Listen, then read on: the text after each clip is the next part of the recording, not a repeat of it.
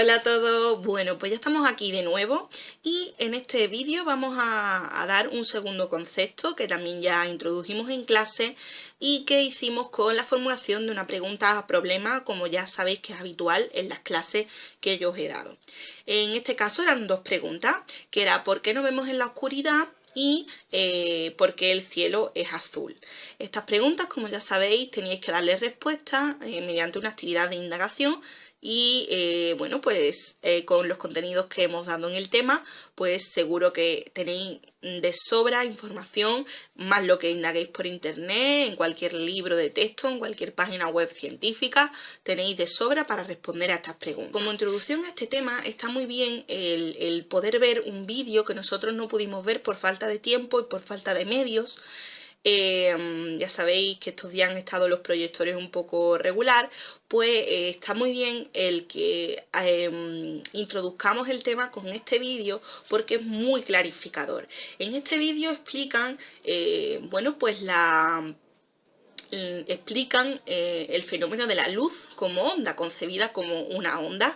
Nosotros la hemos definido así, ahora vamos a ver qué es lo que hemos dado en clase y también está muy bien el hacer una reseña para lo que posteriormente vamos a ver, que es la relación entre la luz y los colores.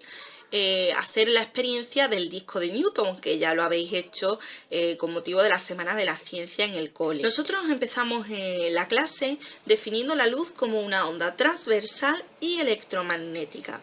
Recordando de la clase anterior, o del vídeo anterior, mejor dicho, decíamos que una onda transversal es aquella en la que la dirección del movimiento de sus partículas y la dirección de propagación de la onda son perpendiculares, es decir, que formaban un ángulo de 90 grados. Y las ondas electromagnéticas las definimos como aquellas ondas que no necesitaban un medio material para propagarse. Decíamos además que la amplitud estaba relacionada con la intensidad de la luz. Así pues, ondas que tienen mucha amplitud, una amplitud muy grande, van a tener una intensidad de la luz muy grande también, porque la intensidad de la luz crece con la amplitud de la onda. Y también dijimos que la longitud de onda es la que está relacionada con los colores, ¿vale? Y que según la longitud de onda que tenga, pues vamos a ver un color u otro. Nosotros, antes de, bueno, pues de ver los comportamientos de los cuerpos frente a la luz, hice una pequeña actividad donde yo os mandaba que pensarais en materiales que en casa pues tuvieran diferentes comportamientos frente a la luz.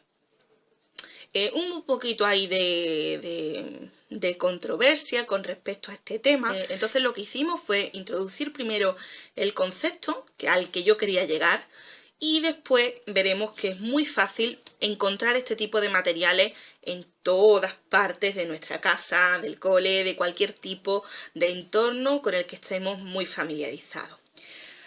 Cuando un cuerpo emite luz, se dice que el cuerpo es luminoso. Mientras que cuando el cuerpo recibe luz, se dice que el cuerpo es iluminado.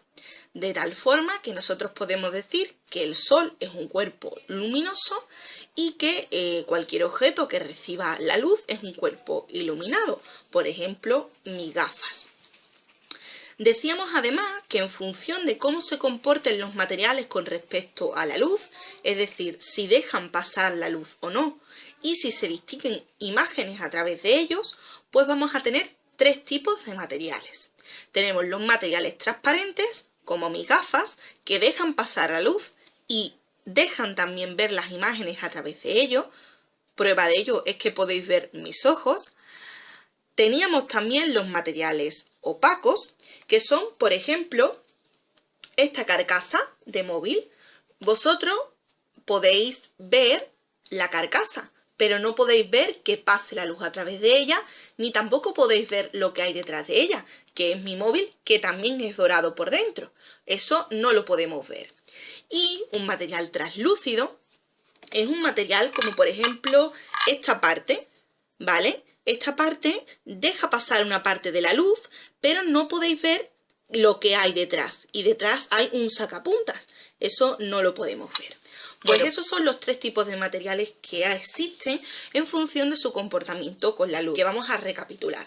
Materiales transparentes son aquellos que dejan pasar la luz y que se distinguen imágenes a través de ellos, ¿vale? Son las gafas, también encontramos en casa los cristales de las ventanas que son transparentes, pues yo qué sé, una mesa de cristal, cualquier objeto transparente que sea de plástico, un vaso de plástico, una jarra de plástico, todos son materiales transparentes. Si por el contrario no vemos nada a través de ellos y vemos que tampoco deja pasar la luz, puesto que no podemos ver lo que hay, hablamos de materiales opacos.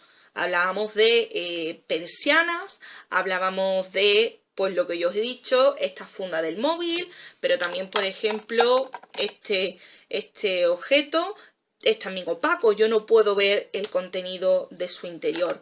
Normalmente, pues todos los materiales que son sólidos y que no dejan pasar a través de ellos son opacos.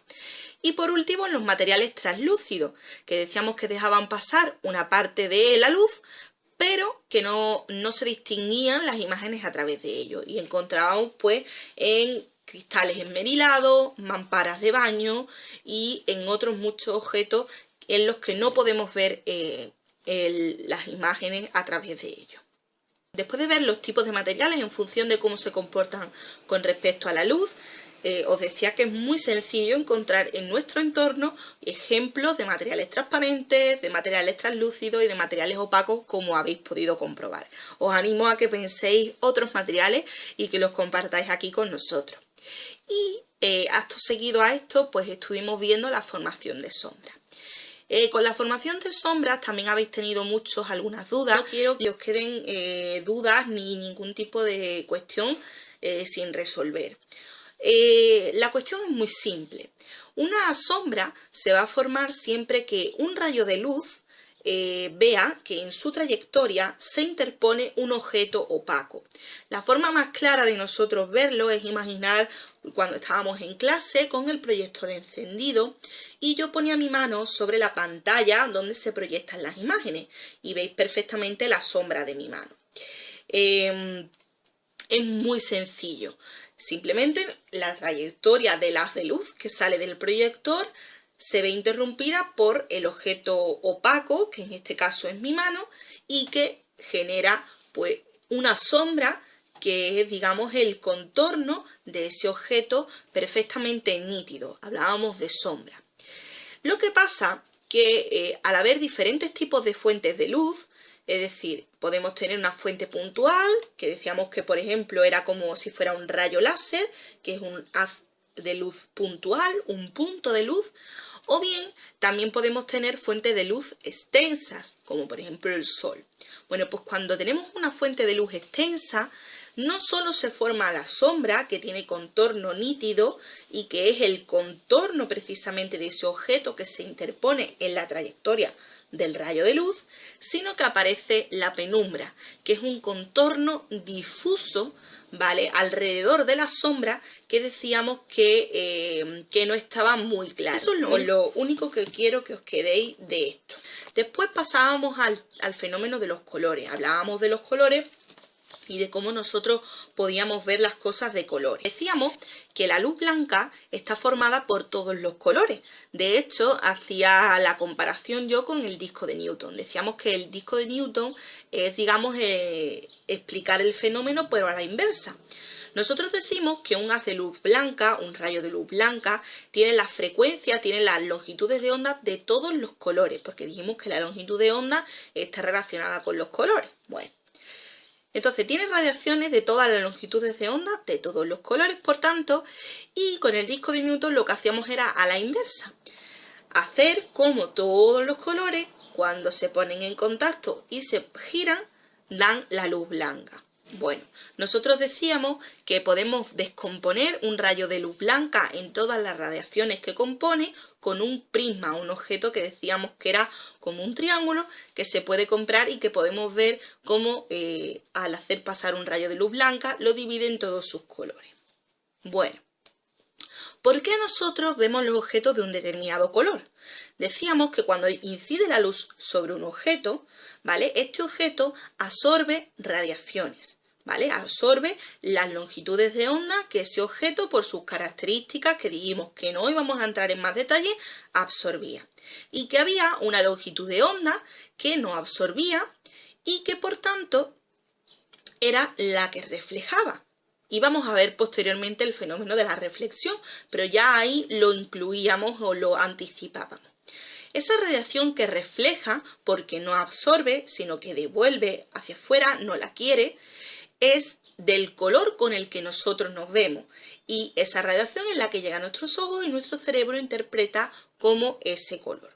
Y así vemos las cosas de colores. Por eso vemos un tomate de color rojo o una lechuga de color verde o un limón de color amarillo, como yo os preguntaba. De esta parte del tema podéis hacer las actividades 5, 6, 7 y 8 que están relacionadas de la ficha de ejercicio y bueno, pues ya estáis en condiciones de responder a las preguntas que hacíamos al principio de por qué no vemos en la oscuridad y por qué el cielo es de color azul.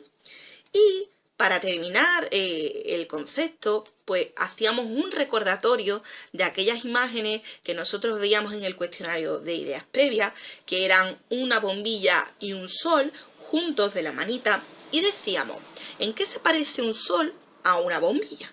Bueno, pues decíamos que ambos son fuentes de luz. Sí que es verdad que el sol es una fuente de luz natural, un cuerpo luminoso natural, mientras que la bombilla es un cuerpo luminoso o una fuente de luz, es lo mismo, artificial. También veíamos la imagen de un tomate y yo os preguntaba que qué fenómeno hacía que viéramos las cosas de colores.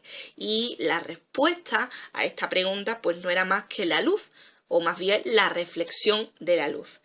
Ya hemos visto que cuando un cuerpo absorbe unas radiaciones y hay una cierta radiación, una cierta longitud de onda que no absorbe sino que refleja, es precisamente esa radiación la que refleja la del color con el que lo vemos. Por eso vemos las cosas de colores que lo acabamos de explicar. Y por último os enseñaba también una imagen de una mano formando una sombra sobre una pared. Y os decía, os ponía dos situaciones. Una, si todas las paredes estaban iluminadas, si podíamos ver sombras, y decíamos que sí, que en todas ellas, siempre que nos interpongamos en alguna de las paredes, podemos ver la sombra. Que dijimos que la sombra se formaba al interponer un cuerpo opaco en la trayectoria de un haz de luz. Podríamos verlo en todas las paredes que estén iluminadas. Sin embargo, en el otro caso que decíamos que solo una pared estaba iluminada, solo podremos ver sombra en esa pared que esté iluminada. Por supuesto, en las demás paredes que no están iluminadas no vamos a poder ver porque ya de por sí la sombra es una ausencia de luz. Para tener una ausencia de luz deberemos de tener una parte iluminada para nosotros poder determinar o captar esa zona de ausencia de luz que conocemos como sombra. Así que nada, esto era todo lo que os quería contar en este concepto y nada, hasta luego.